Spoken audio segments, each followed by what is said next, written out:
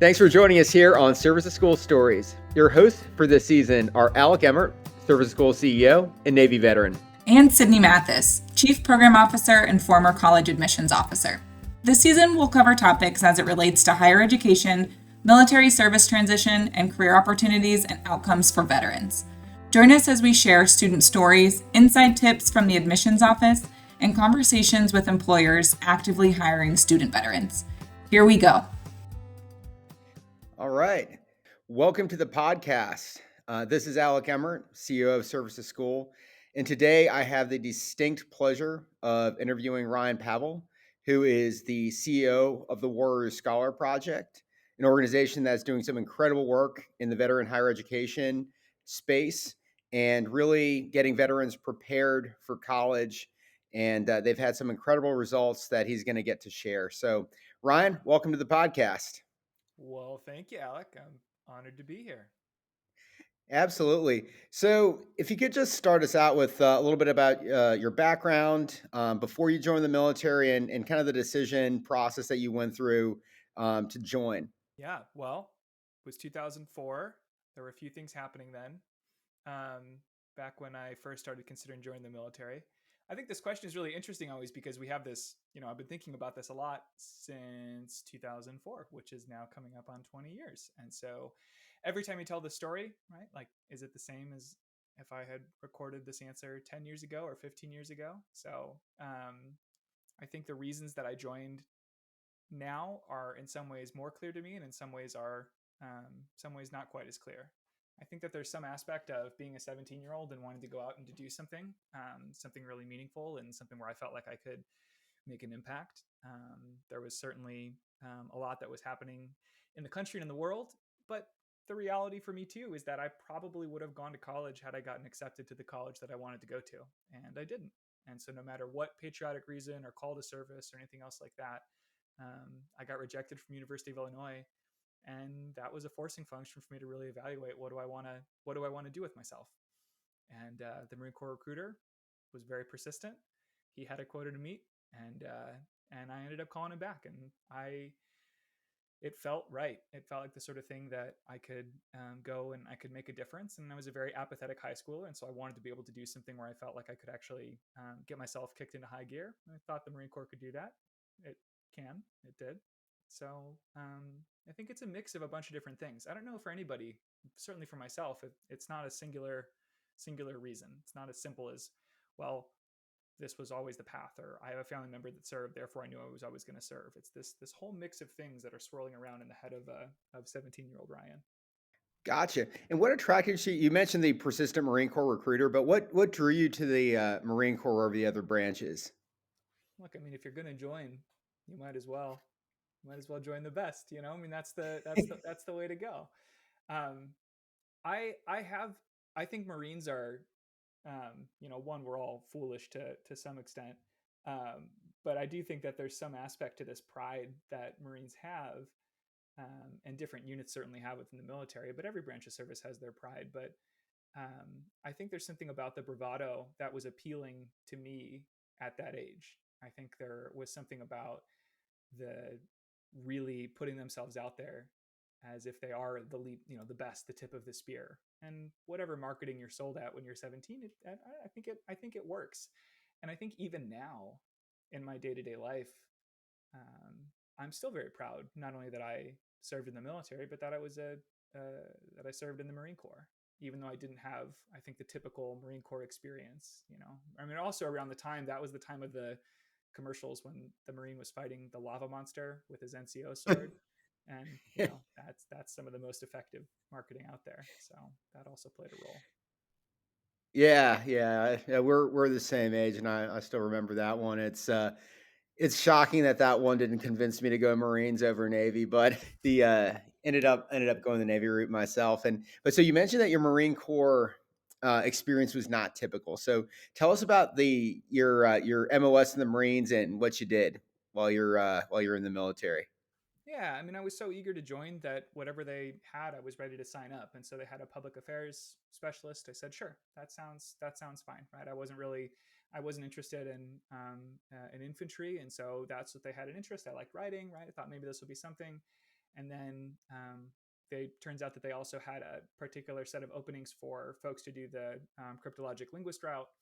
And so they have you take that secondary test, the DLab, where you come out and you have no idea what just happened, but maybe it was something which apparently they told me I passed, right? So apparently I did well enough that I passed. So I have an aptitude. Sure, if you tell me, right? My high school Spanish teacher would say otherwise, um, but I went the linguist route, and I was so eager that, and my recruiter did, was a little duplicitous in there, right? I signed and said, okay, I'll switch over to being a linguist. He said, oh, by the way, well, that adds a year into your contract, right? So now it's a 5-year contract instead of 4 years because the training would take over a year.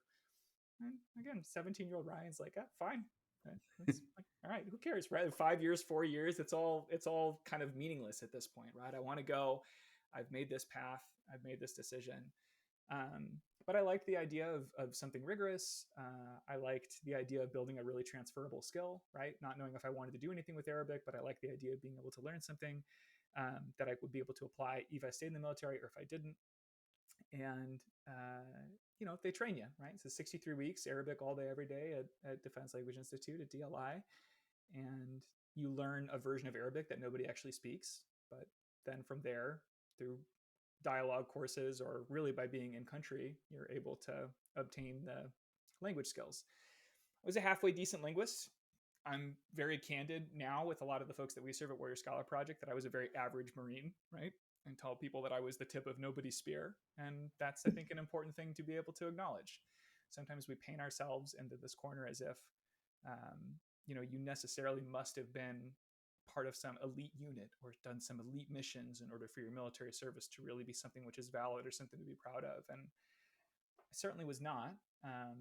I deployed a couple times to Iraq, but I was fortunate that these were non-combat deployments. I also try and be very upfront about that whatever missions that I did, most of the time when you're a translator, it's you and a pair of headphones, right? And you're translating whatever comes your way. But even when I was on missions, right, they were non-combat. And I think that there's also a stigma for Marines or for people who weren't in combat or for people who didn't deploy, or, there's all these reasons that people might self-select out. And so I try and be really open around the fact that for me, that my experience was formative, but it isn't what people would, it's not the movie Jarhead, right? It's not anything like that. And I think that that's helpful both for veterans to be able to acknowledge that, and also for civilian counterparts to be able to really understand and educate around what the typical military experience is like, right? I fall into the gap of what a lot of people do, which is one enlistment, right?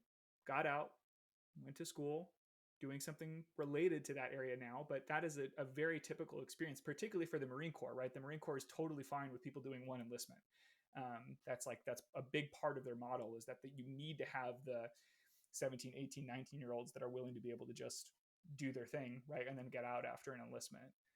So I fall into that category, and I wonder whether they got their money's worth, right? I mean, that's a lot of training for them to only get a couple deployments out of me.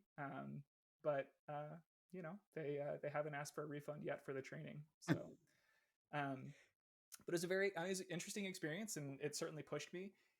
And I please don't ask me to translate anything in Arabic now. But at the time, I was decent at what I did. But all this to say, I did not, I had certain leadership opportunities while I was there, but there's no sort of like prototypical military leadership experience. And it drives me nuts when people describe, first of all veterans as heroes. That devalues what it means to be a hero. But it also actually drives me nuts when people describe all veterans as leaders.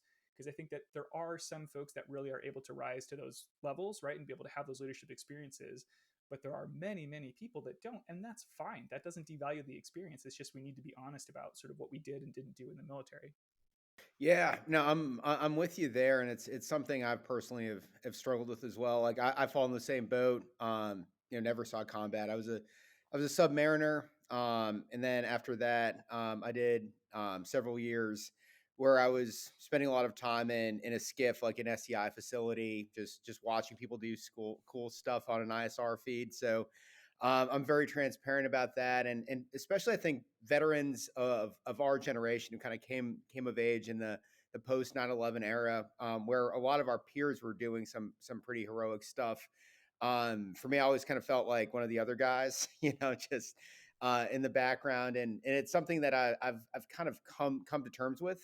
And it sounds, I don't know what your process was, if it was initially just going through the process yourself, you're fine, you went out to school, or if it was something you wrestled with. But for me, definitely the same camp as you, and what you said there really resonated with me as well. But yeah, switching gears a little bit to the college process. So you said you got out after your initial enlistment, and you had this Arabic skill. When you were looking for colleges, what was your process? Did you have like a set school you wanted to go to, a set thing you wanted to study, or how did you think through your next step after you left the military? Yeah, I remember it very clearly. I was uh, deployed, had access to Google for a little bit, and I Googled Arabic veteran and college, and then I applied to the schools that came up. So a very sophisticated search process, right? Exactly what both our organization, Services School and Warrior Scholar Project, would advise. I would change nothing. It's a starting point, right? And I think that this speaks to one of the challenges that we have with the overall with any, not even transitioning veteran, but with any veteran that's interested in college. It so often starts with a Google search, and those search results are skewed at best, right? It's really hard to really be able to find some sort of resource. The VA has many attempts. There's plenty of third-party attempts to be able to provide clarity around how to search for those schools, but oftentimes it comes back to just a very basic Google search. And this is part of what I think has led to predatory for-profit schools being so incredibly successful in that space. Is they have the SEO figured out, and they have search results, and you can pay for promotional points on there and all of these things. For me, when I was doing that, I ran the search in 2009. And so back then, this was the first year that the post 9/11 GI Bill had been implemented. And so there were a couple schools that did rise to the top, the ones that already were able to have the machine built to be able to tap into that resource, right, into that revenue stream. And so I found one of the schools that came up, because it doesn't matter as long as you're typing in, I think, veteran and college, right? You're going to get routed to probably American Military University. And I ended up coming close to going there. My joke is that before, like, my fingers like hovering over the button to submit my application, and then before I could even click it, they said, "Okay, you're in. You're up here. Let's collect your GI Bill payments. All right, let's go. Let's go." But I also I knew that I wanted to do something outside of just a for-profit institution. I couldn't have really articulated at the time the difference between nonprofit and for-profit institutions, but I knew I wanted to do something that was more akin to a traditional college experience, and so that kept me from going that typical route. And a lot of that is thanks to my upbringing. I'm not a first-generation college student. My father's a physician. My grandfather's a physician. My mother has her master's, right? So college was always going to be this something where I had a good amount of college knowledge in my family, right? And so I had a sense and an aspiration to go and to do more of a traditional college experience. The challenge for me was that a lot of their experiences didn't really map on to anything that I could do successfully as a veteran, right? Like, my challenges of transitioning and getting out, I'm a non-traditional student at that stage, and so their experiences aren't necessarily the right map on. So that gave me sort of the motivation and the idea to do it, to push beyond going to AMU, which I think would have been comparatively the easy route. But it's not as if it gave me the playbook for here's what that looks like to translate your veteran experience into successful college applications, or here's the schools that are thinking about transfer students, and here's the schools that are not, that you have to basically start as a first year student. I think that actually speaks to one of the challenges that a lot of enlisted veterans in particular have, since 2/3 are first gen college students. So they have the challenges that I had, right, getting out after 5 years and being a non-traditional student, but they also have not necessarily that familial pull, or amount of insight to be able to pull from to motivate them to go to college, or to think about the other options. So I had one of those detriments, but I didn't have one of those things was really helpful for me in the sense that I had that motivation. um, Long story medium, this isn't really a long story short, but some of the other schools that rose to the top there with my Google search, literally from my Google search, were the schools that had there was this national program called the Arabic Flagship Program, where the idea was to take people that had a base proficiency in Arabic and to turn it into a professional level proficiency. And I figured, well, that's a pretty good thing to study. One of those schools was University of Michigan, so I applied to all of those schools. It's 5 schools at the time.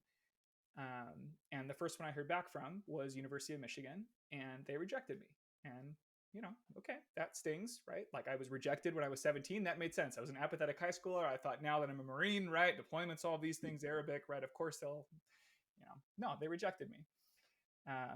And I, at the bottom of a rejection letter, right, is like the call this number if you have questions. And so I called and just politely asked, not trying to argue like, how dare you not let me in, but really about like, hey, like I still have some other live applications. I was really interested in Michigan. If I were to reapply, what are the things I could do in my application? And I got connected to an admissions counselor there who was able to review my application and provided me with really clear guidance of, yeah, look, we need to see that you can be a good student, right? Like you were an apathetic high schooler and we can tell, right? And you were a decent Arabic linguist, but I didn't knock it out of the park at DLI. So they needed for me to be able to show that I could actually get good grades. And so I said, okay, thank you. And I was still an active duty Marine at the time. And I went the next day and just went to the local community college on base at Camp Lejeune and said, all right, what classes do you have? Right, we have an English class and a psychology class. Sign me up. And called back the admissions counselor at Michigan and said, okay, I'm signed up. I start next week. And then Michigan did a strange thing where they conditionally admitted me. So conditional on me getting A's in those two community college courses, which were only going to be 8 weeks long, they would admit me for that same cycle that I had been rejected at. And it's a really interesting example. And I think that that's a very specific set of circumstances. But part of the lesson that I pass on to other people there is that it doesn't hurt to pick up the phone and to call and just ask for information. Most students aren't doing that. And sometimes there's a deficiency that you can correct. Like for me, I had to show that I could get A's, right? And so I was able to do that for community. If ever there was a motivation to get A's in classes, that was it. So that's ultimately what led me to Michigan. Awesome.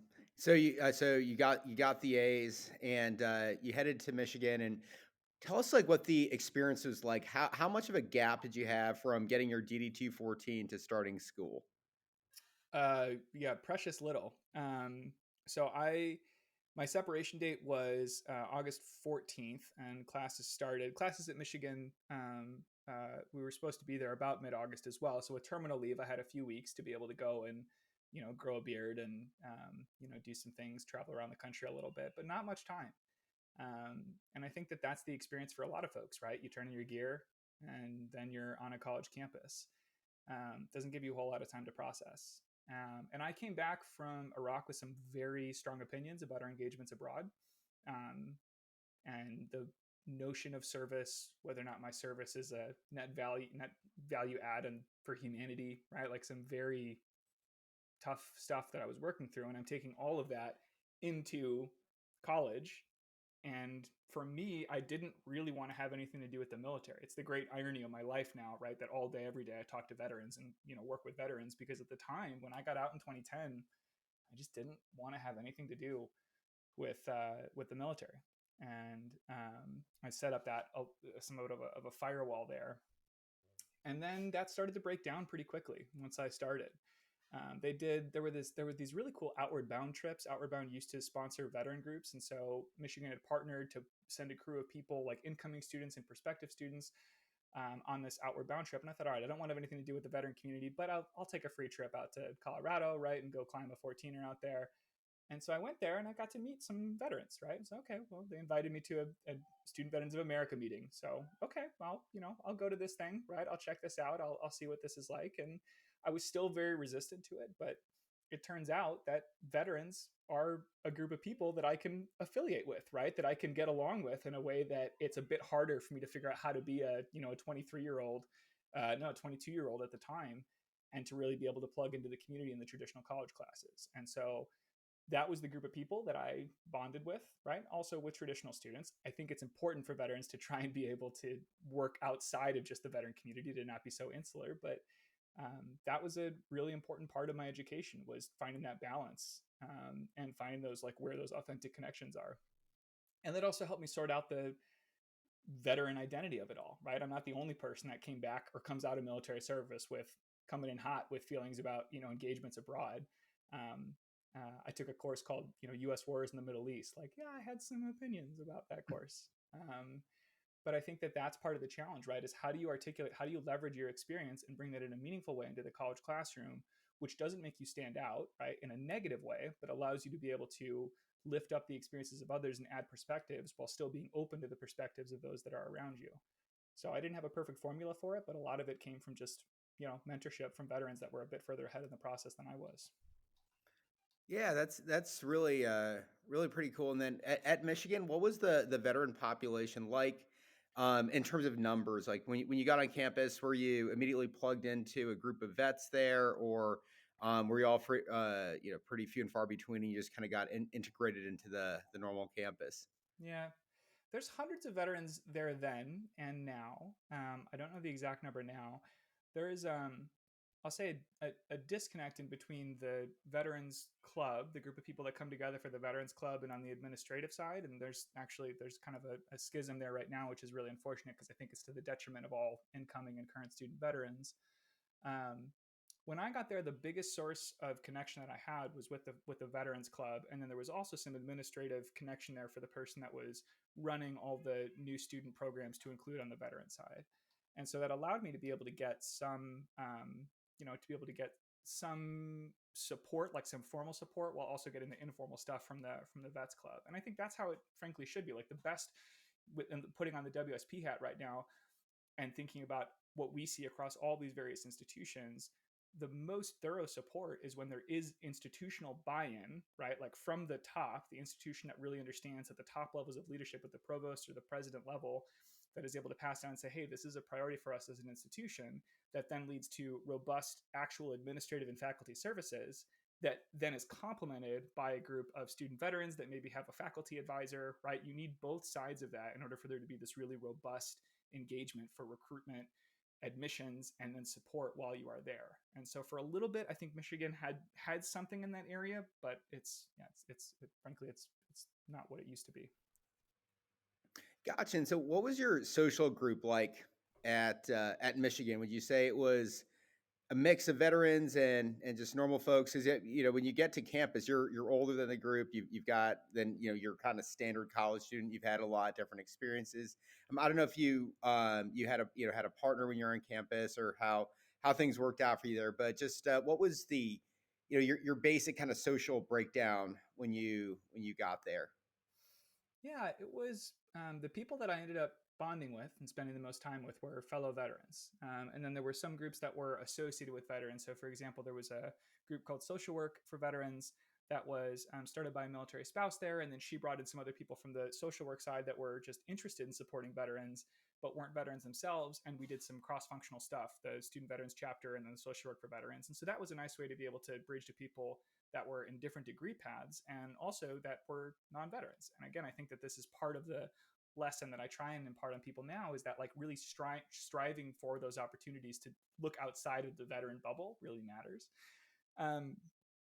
I had friends outside of that, but not many, right? Some people that I would take some classes with, or some people that I would do it, back-to-back classes with. But the guys that I ended up living with, were fellow veterans. And the only non-veteran that I lived with when I was there was because he was a friend of one of the veterans, which is fine. But it was primarily the veteran folks are the ones that I had the strongest connection with. Gotcha. And what was the was it mainly Marines, or was it across all branches? Back then, what was the breakdown? I mean, I guess it's Marines, Navy were the two that there were some Army folks mixed in there, but yeah, I was staying out with. I mean, Marines stay close with each other, right? And I guess we consider y'all in the Navy, close enough that we'll spend time with you too. But yeah, it's Yeah, it's kind of funny because I mean, my experience going to school after I was in was, when you're in the military, you put so much weight on not only your branch, but your MOS, in the Navy, your designator, like what your specific job is. But when you get out, it's hilarious just how much that all kind of falls by the wayside. And it's just like, yeah, we're all vets. And so when I was at school, like, it's actually funny. I think I probably, of all the branches, I had probably the fewest friends who were Navy vets. And yeah, like I'd say, I think my best friend was he was in the Air Force at school. The next one, another great friend was a Marine. So it was kind of funny how everything, the kind of self-imposed branch and service pride we put on falls by the wayside when we rejoin society. I think it can, but I also think that in some ways it doesn't, right? Like this is actually one of the challenges within the veteran community of the hierarchical nature of the military. I mentioned this a little bit before, but it's this notion of like, okay, well, you're in boot camp, just wait until you like go through your combat training. And you go through that, and you're like, all right, well, just wait until you're in the fleet. You're in the fleet. It's like, well, just wait until you deploy. And you deploy. And it's like, well, just wait until you deploy another time, or like with this particular unit, or just wait until you have combat experience, right? There's always some self-selection out, or there's always a way to look back at other people where you just got out of that zone, right? And you say like, oh, like I can't believe, right? Like, you're so green. And I also think that that's true, between like pogues and grunts certainly within the military, right? Like as somebody's a pogue, right, and has always had, there's an aspect of what that looks like. Like, did I have the typical military experience? And when I say that, like in some ways, the actual answer is actually yes, because the vast majority of veterans do not serve in combat, and yet the typical experience in the zeitgeist is that veterans have that type of combat experience. So it depends a little bit on what your definition is there. But I think that can be an unfortunate byproduct when you get out of the military, is that sometimes people try and simulate that same sort of military hierarchical, self-selecting, exclusive culture in the veteran side. So for some things, I do think that generally veterans I don't know many veterans that will not associate with people from other branches, right? Which is good, right? So it's not as if it goes to the point of exclusion to that level. But I do think that there are many people, not I think, I've seen this time and time again, there are many people that will still try and hold themselves out on some sort of pedestal because of some sort of exclusive thing that they reached in the military. But on the veteran side, who gives a shit, right? Like it's something which just doesn't actually matter to the same level. Yes, your experiences matter and they shape you, but if you come into the veteran community and you're trying to still engage with that exact same level, right, and you're trying to pretend like you're all that, well, no, you have to be able to humble yourself to say, okay, now I'm in this. How do I leverage going back to my class example, how do I leverage whatever experience I had in the military to be able to affect some sort of positive change? How do I leverage that experience so that it can help other people and lift people up, as opposed to just, coming in with that, yeah, right, here's what I did, you know? Yeah, and so no, I do agree with you. Like there was some of that. I saw when I was at school, there was the kind of classic like one-upsmanship. And the thing is, but it's always kind of like your usual suspects who did it. And in the community, it wasn't looked on favorably. Like I remember one guy in our group chat was talking about quote unquote stacking bodies in Iraq, and you're like, come on, man, shut up.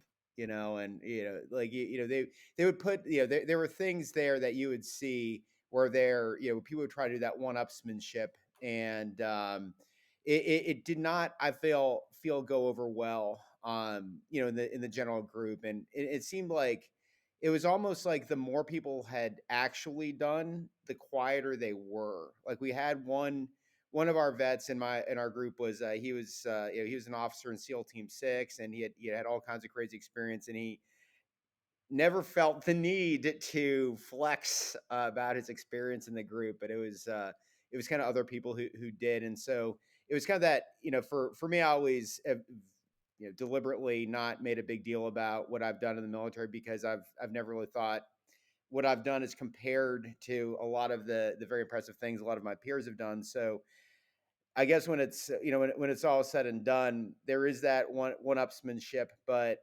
overall, it's not something that we as a community really benefit from, and I think the vast majority of us don't really like to hear it. So, um, that's just kind of my perspectives. Yeah. But I switching gears a little I'll, bit to I'll your grad school journey. Sorry.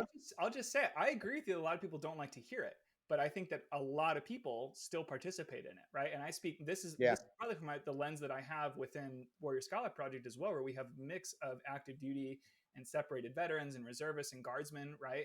And the number of times that we have to stop some sort of conversation around like, well, how many, all right, you got one combat action ribbon, all right, well, I got two, right? Or like, and it's just like stop, right? Like it people feed into that so easily and get into that exclusive club mentality, and that's a problem, right? So I think Yeah. you're exactly right that most people shy away from it, and yet I think that because military culture puts so much priority and so much of the culture is in that area, that there are a lot of people that still gravitate towards it, right? Even if they don't like the fact that they're doing that, it's sort of like this natural like old hat aspect of it. And the other point is your example of the stacking bodies. The concern there is that for every veteran who's just level-headed and is able to leverage their perspective, right? For every veteran that is talking about stacking bodies, it takes 100 people to counter that narrative for civilian classmates, right? The thing that they're going to remember is the buffoon that's talking about stuff like that, right? As opposed to the people that are just able to really meaningfully leverage their experience.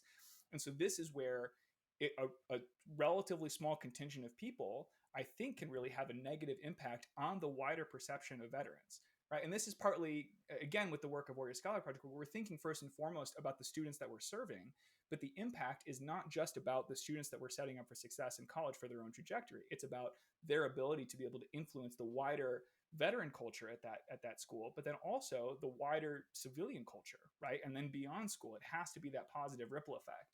And so that's the reason that, like, the upstream things for that, whenever I see people that are posturing like that, like, it just drives me nuts. And I call it out a lot more forcefully than I used to, or a lot more directly than I used to, because I've seen the way in which that can have this really like long-term negative effect. And so to follow up on that, from my experience, people would kind of call that out, like the flexing. Um, would From what you've seen, is it called out, or how do you, I guess, how do you really remedy it? And for me, I think, positive peer pressure can be positive and it can be negative. And I think as a community, I think a lot of veterans on college campuses have focused on doing what you were talking about, is emphasizing the positives of our service and not trying to come in there, come into school like jarheads, and then actively discouraging their peers from making those those kind of gung ho military statements, and flexing on their peers and things like that. So do you still see it as a problem, and if so, like, how do you think you can best remedy it? Yeah, so there's a few different contexts, right? So one is within the WSP context, right? The Warrior Scholar Project academic bootcamp model. We can absolutely handle it because you're there for a reason, right?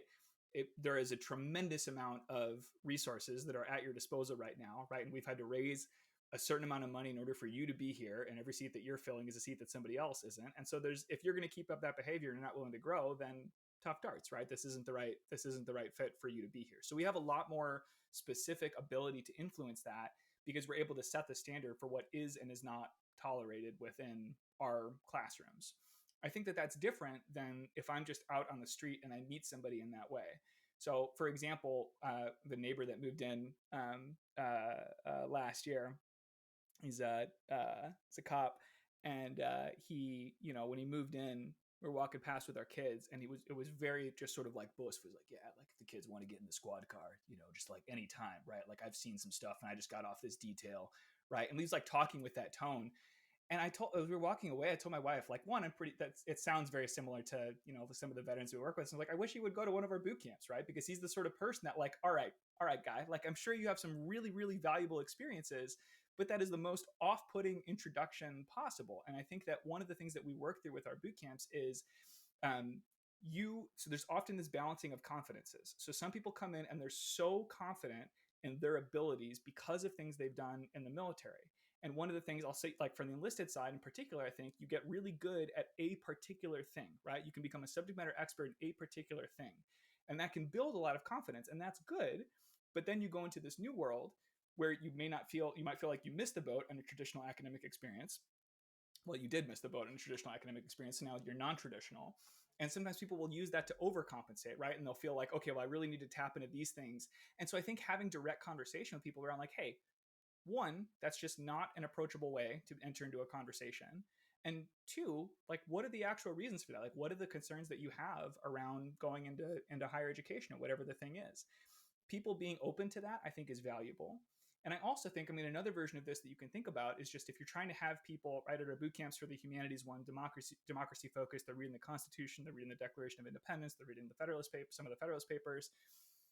Having veterans who have all served read those documents and they're all from every shade of the political spectrum, debating the merits of democracy, creates these really good conversations. And if you are going into any of those conversations with just, my mind is made up, this is what I believe, I'm not listening to anybody, then again, like, why are you here at the boot camp? And also, don't just go, you're not going to get the whole college experience, right? You're going to miss so much more if you are going in with this closed mind around like exactly who you are, exactly what you believe. And so it's part of this broader expansion where I think that some of the ways that people react and that posturing is a symptom of either some sort of insecurity and or just some like inability. They don't have the experience with engaging in conversations where they can not come in with that sort of bravado, right? I even mentioned that like why to join the Marine Corps. Like, well, all right, the Marines got some swagger, right? Like he's full of bluster when I was 17, and that appeals. That appeals to me, and that's part of the culture. So I think it's that broader sort of holistic approach that can help, but it's hard to do that, and there's no like I don't know essay I could write that would get into the hands of all the people that are acting in that way that would change their behavior. This is much more sort of intensive one-on-one or small group dynamics that I think it takes to really be able to change that for any individual. Yeah, and so I think this is a good segue. I was gonna actually sorry, before we get into WSP, would you mind just giving just a quick background on your journey from Michigan to law school to WSP, and then we can get into kind of the mission of WSP and the good work y'all are doing. Sure. I knew that I was really interested in continuing service in some way. I didn't know exactly what that would mean, what that could look like. I was fairly sure by the end of undergrad that I wanted to go to graduate school of some sort, and I was fairly sure that that was going to be law school. So I proactively took the GRE and the LSAT to keep my options open. And I learned about Teach for America, again, long story medium, is I taught ninth grade English for a couple of years in Detroit with Teach for America immediately upon graduation. And plug for that, right? I think we need a lot more veterans in the classroom. It's the most challenging job that I've ever had by some margin. And I wouldn't take it back for anything. It was very formative for me in terms of, one, specifically to the work that I do now with understanding curriculum design and assessment and pedagogy and scaffolding and all of these things, but also just the perspective that you gain from being a teacher. It is infinitely more difficult than what people think it actually entails. The hours are nuts. We were very under-resourced. And I think that this is the sort of area where veterans can really rise to the occasion, right? You've had to work with a group of people before, and you've had to be able to accomplish a mission no matter what the resources are, generally speaking. So I'm a big advocate for veterans, whether it's to Teach for America or otherwise, pursuing even a part-time or even a short-term career or short-term employment in education. We could have a long conversation around what I see as the huge inequities within our education system, but I'm a big advocate for that. I also think that it appeals in terms of a continuing service, right? So I liked the idea of serving in the military. That was one of the things that drew me to it, and this was another way to be able to do service in a different forum. I thought maybe I was just going to be a high school teacher in perpetuity if I liked it, right? If it clicked, then I was going to be happy to continue to do that. But it's not the best utilization of my skill set, right? That job, as I said, not only was it difficult, but also I felt like I wasn't really making an impact that some of my colleagues were, right? Some of the people around me that were particularly well equipped for teaching. My wife is a teacher, and she's the sort of person that like is meant to be a teacher and is excellent at what she does. So I didn't feel like I was in that zone in high school. So I decided to apply to law school. I ended up going to UVA, which I am just an unabashed or unavowed, I don't know, whatever the word is I'm looking for here. I'm a huge advocate for people to go to UVA when they're considering law school.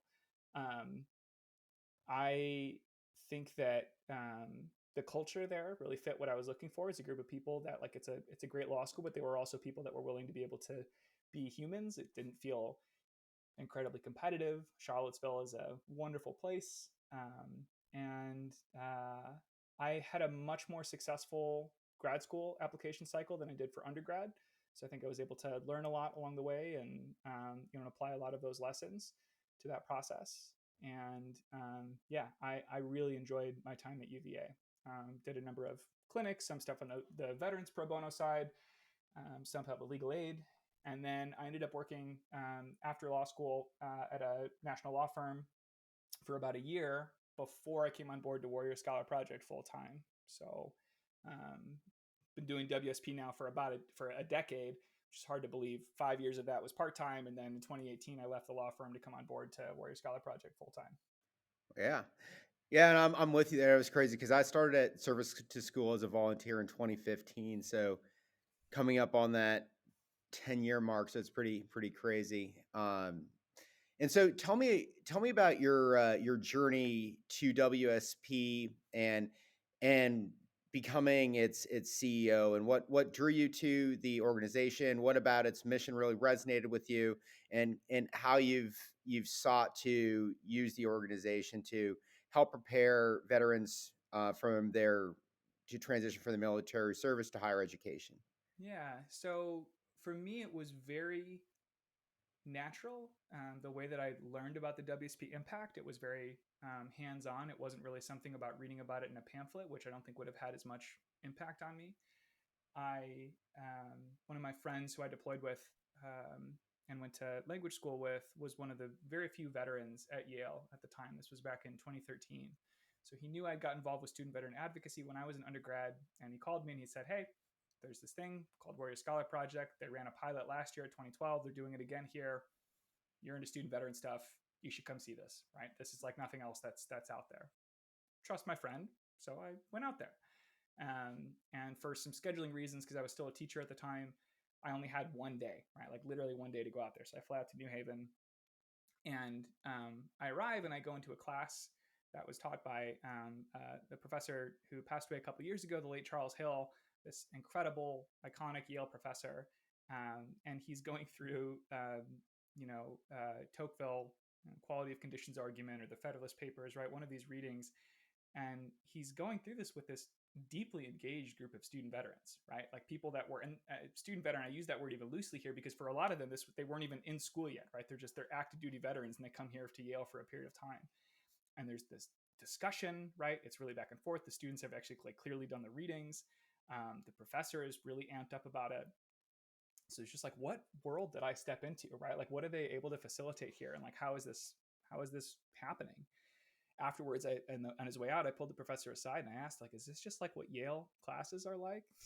No, this is not what all Yale classes are like, right? There's something special about the level of engagement that is happening here. I talked to a bunch of the students, I talked to the founders, and then I got on a plane that night.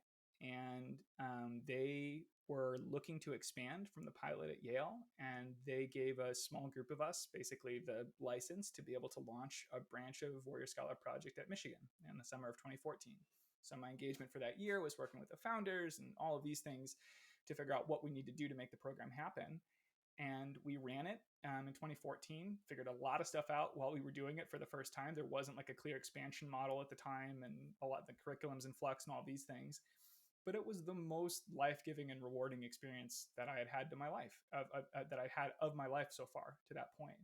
We did it for 1 week. It was a humanities boot camp. I was just exhausted, like bone tired at the end of it, but it was the best. And so we did that again in 2015, right? Very similar crew, found writing instructors, found faculty, found, all these different folks from the institution. And similar thing, incredibly tired, but had to go back. And so for every summer while I was in law school, that's what I would do. And then when I was in corporate litigation, kind of where the organization was and where I was, okay, well, I can't really continue to do that at this level.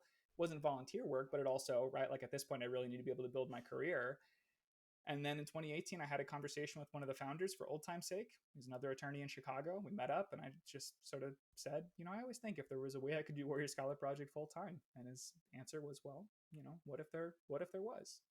So the organization was on the cusp of getting this capacity building grant that would actually allow it to hire a chief operating officer, which was the role that I initially filled, and grow out a staff as opposed to just, really, really lean and mean. I think we're still lean and mean, but like it was very lean at that time. And so I was in the COO capacity for a year. I left the law firm and came on board, and then stepped into the CEO role in 2019. And now it's been 4 years.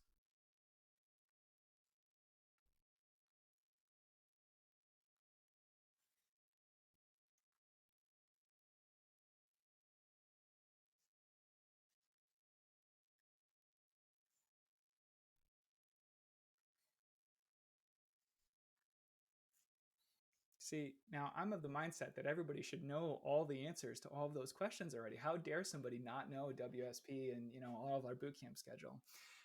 No, I appreciate the question, and it's an easy thing to gloss over. So in essence, Warrior Scholar Project is serving enlisted veterans, and we are helping them figure out how to kick ass in college, and we're helping them figure out how to be able to build that plan for what comes next, and then how to really engage in civic society and how to be able to leverage military experience and education into that huge impact. I mentioned that ripple effect that can happen early on, right? And that's really what we believe, that if we can make this impact on these people now, they go back to their communities and they go to their communities, and you can have this really seismic impact.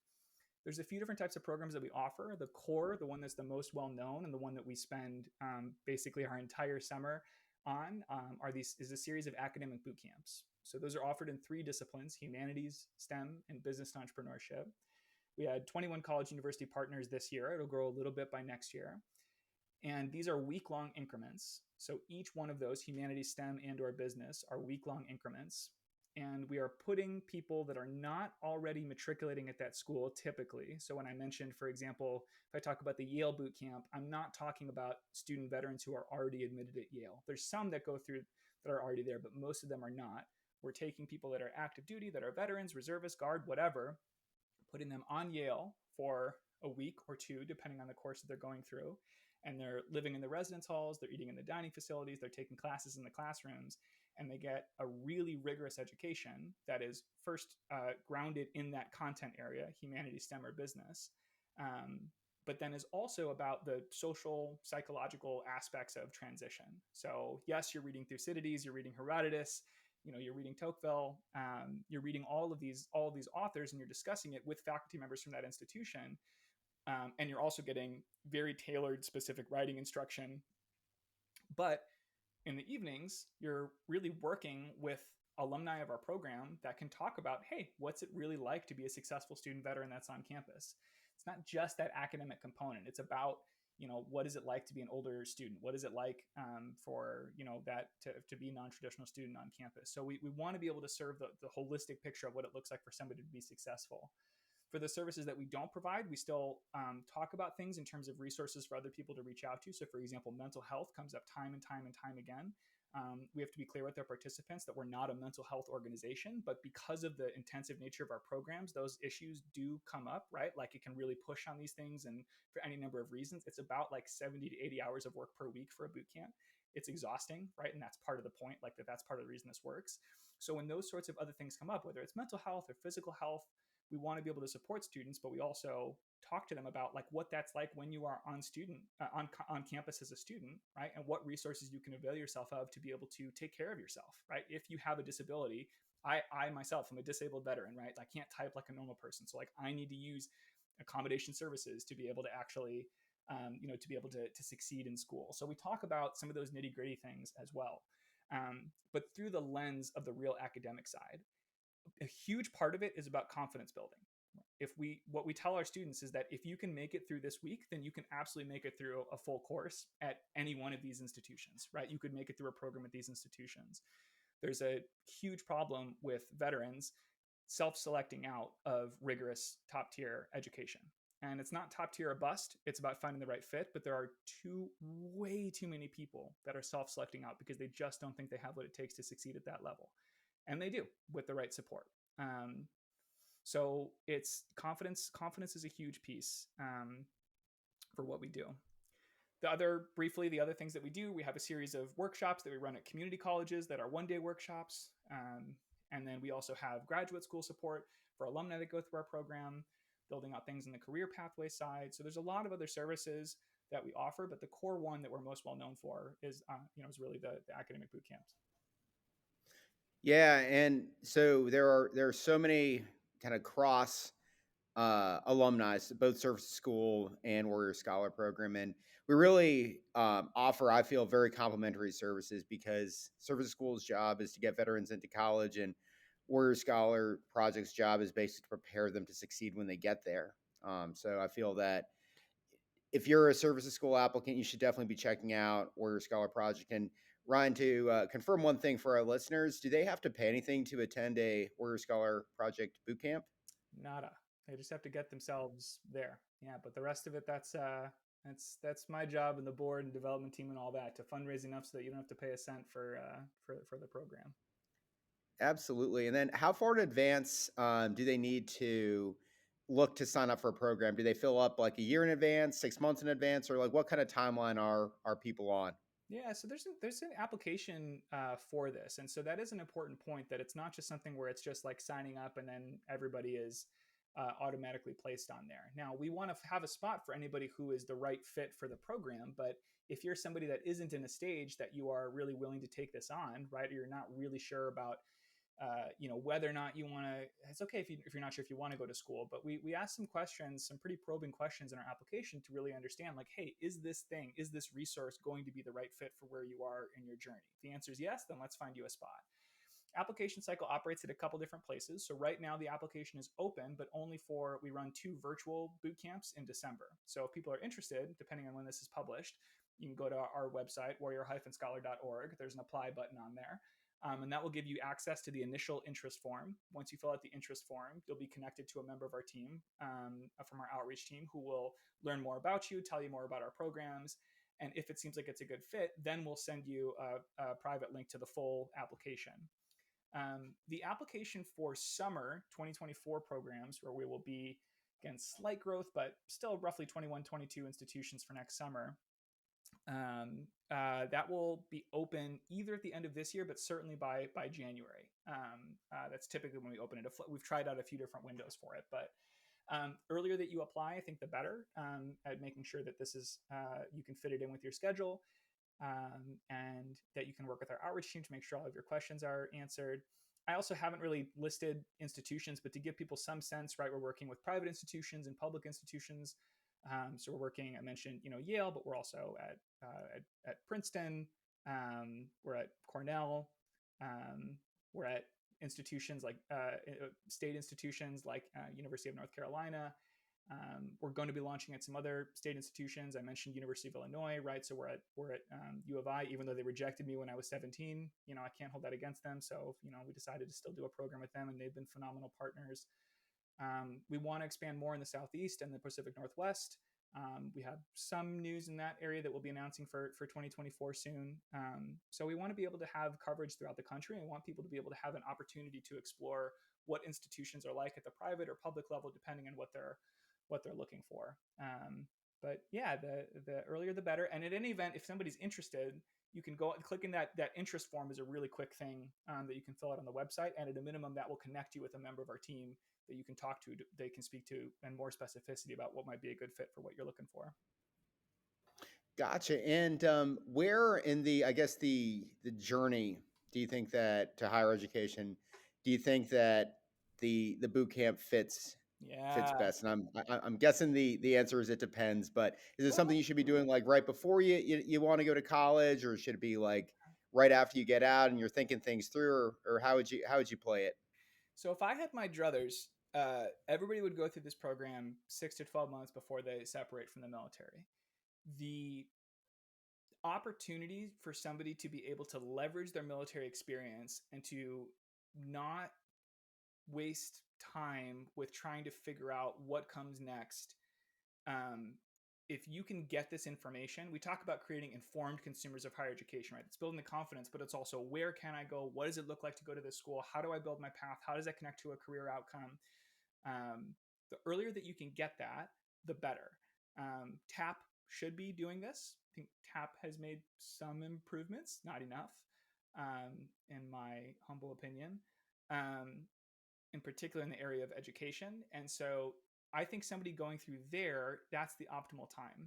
About 40 to 50% of our population every summer comes from active duty. So we also work with commands, whether that's for helping people apply for TDY or PTAT or leave or whatever letters people need. We're well equipped to be able to help support people in that way. That's my honest answer, is like, that is the optimal time to go before you have spent down your GI Bill, before you've earned your bachelor's degree, because oftentimes people will come to us and say, hey, I have my bachelor's, it's not doing anything for me, how can you help? It's harder to help people once you have that bachelor's, right? Because there are very few institutions that will accept you for a second bachelor's to change course or to do a reset or anything like that. So we would really prefer to work with people that are upstream. Having said that, we also work with a number of people that got out even decades ago, right? That want to go back and complete their education and they use this as a catalyst. Fine, we would love to serve you, right? So the optimal time I think is before you get out, but even if you have missed that window, that shouldn't be a barrier. The eligibility criteria, the hard and fast ones for us, is enlisted and does not yet have a bachelor's degree. There's a few exceptions for the bachelor side, but it has to be a pretty dated version of when you received your bachelor's. If you just got your bachelor's, right now we're not in a position to be able to serve folks through those boot camps. Gotcha. And then question about what about doing multiple boot camps? Like both STEM, humanities, and entrepreneurship sound like really cool things. Can veterans do several, or do they have to kind of pick their take their pick and live with it? Yeah, so for a lot of the programs, we set them up so that they go into week. So, for example, the what's the institution I haven't talked about yet? That's a 2 week. University of Arizona, right, is a humanities into STEM program. So you have a humanities week, and then you get a few hours off on Saturday, and then you're back at it for STEM. So for people that are interested in both of those, and we encourage people that are interested in STEM to not forget about the humanities because that is also a very important skill set. But we work with people to identify what they're interested in and then try and place them in those boot camps that are the best fit. Also, some people will go through all three. We have a few, triple headers that will also sign up, and there's happens to be a spot. They apply for a business boot camp. Sometimes that happens over the course of multiple summers, where somebody will do humanities and STEM 1 year and then reapply to come back on the business side. So it really just depends on the year, on spots that are available. But that's where that interest form is really helpful. Hey, here's what I'm interested in. Here's what I'm looking for. Is there a good fit? You'll get a call from our outreach team very shortly after that application to talk through it. Gotcha. And I know the interview is running a little bit long, but I just do have one more question, and then I'll turn it over to you for some closing thoughts. But would you mind? You've touched a little bit on the curriculum of the boot camps, but would you mind giving our listeners like a little bit of an idea of what to expect? A typical day to look like in each of the three. Yeah. So the course structure for them isn't that different. The content and some of like what, specifically what you'll be doing will change. But the basic structure is that you are starting with, you're starting in the morning with a study group. So you're going over the materials that you were supposed to read from the previous night, right? Sometimes people are doing that early in the morning. You're getting the wheels turning. That's not with a faculty member from the institution, but you're doing that internally with your with your fellow students, and with one of our alumni fellows to guide the discussion. You go into a morning lecture on the humanities side. Again, it's typically sort of described as the foundations of democracy. On the STEM side, it's focused on physics. That's a nice lens to be able to apply a bunch of other things along the way.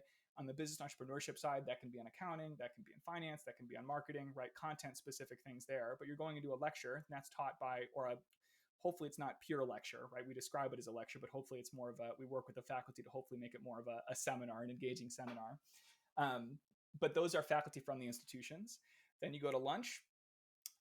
In the humanities side, in the afternoon, it's all writing. So you're working with writing instructors from the institution that are helping you put together some college level writing. On the STEM side, you'll do a couple things. There's some primers that are just on math, on core math skills, and then there's also some things that are on research projects where you're actually applying the things that you're learning and you're putting it into real world practice using Python and using some other skills along the way to be able to do some pretty cool stuff. And on the business side, instead of writing or the research projects, the thing on the business side is these entrepreneurship projects. So applying these principles to working with a group of your peers to put together a pitch deck, right, and an idea that you pitch on Friday. That's the academic day for each one of those, humanities, STEM, and business. And then in the evening is when you're working on what we refer to as the college success track. So it's a mix of study time and working on things, writing, reading, whatever, but then also the sessions that are on. What does it look like to be an informed consumer of higher education? How do you study? What are the effective ways to be able to manage your time and avoid procrastination? These are the sorts of things that we hit in the evening that are about the academic side, but they're also about the broader, again, social psychological aspects of transition. And then Friday, we wrap it all up. Writing papers are turned in, entrepreneurship pitch sessions happen, research project presentations happen. We do an end of course reception, shake some hands, and then we break. Really cool stuff. All right, Ryan. I know you're a busy man, so I don't want to take up too much more of your time. But I'd just like to turn it over to you, just for any closing thoughts, words of wisdom you may have for our listeners, or anything I might have missed about Warrior Scholar Project. Words of wisdom. Oh man, that's let's see if I can drum up anything there. I look. One of the big things that I come back to time and time again with this community is really encouraging people not to settle for the easy thing. My example of that is with the online for-profit institution, that was sort of the known path that some of my peers were going, and something that to me just like, well, no, I'm going to do something a little bit different. And I'm really thankful that I picked that course, that I went that path. I think we see that all the time in this community of people that that feel like somewhat of a fish out of water when it comes to education. And there's a lot of settling that happens, or there's a lot of, well, I don't really have what it takes. You do. You have to seek out the right support structure, but with the right support structure, you absolutely can succeed on the educational path if that is the right fit for you. That's actually one important point as well that I'll say, which partly wraps up for WSP, and maybe there's some wisdom to it as well. When we talk about being an informed consumer, if somebody goes through a Warrior Scholar Project bootcamp and they say, you know what, I have what it takes, I could do this, but college is not the right step for me now or ever, that still is a success in our book. If that is an informed decision, that it's not self-selecting out because you don't think you have what it takes, but because, you know what, this doesn't actually align with my career ambitions, that's totally fine. And I think that sometimes we get so caught up in like, well, it has to be an Ivy League institution, right? An Ivy League education. No, it really doesn't. And so that broader picture, I think, matters for people to be able to really understand what it looks like to make those informed decisions. But if you want to do it, don't just settle for the easy path. I agree with what you said, Alec. I think there's a really strong, connection between service to school and WSP. We actively encourage WSP alumni to sign up for service to school if they haven't already done so. And so hope we can get a lot more folks from service to school coming our way. Absolutely. Ryan, thank you so much for your time and for all you do. Thanks for the opportunity to be here. Right back at you. That's all we have for this episode. Join us next week, same time, same place, where we share more Service to School stories. Service to School Stories is hosted by Sydney Mathis, Chief Program Officer, and Alec Emmert, Service to School CEO. Our podcast is produced and edited by our Director of Communication, Amanda Tobias. Service to School is a 501c3 nonprofit providing free college admission support to transitioning service members and veterans. Join us next week and follow us for more on your favorite social media platforms.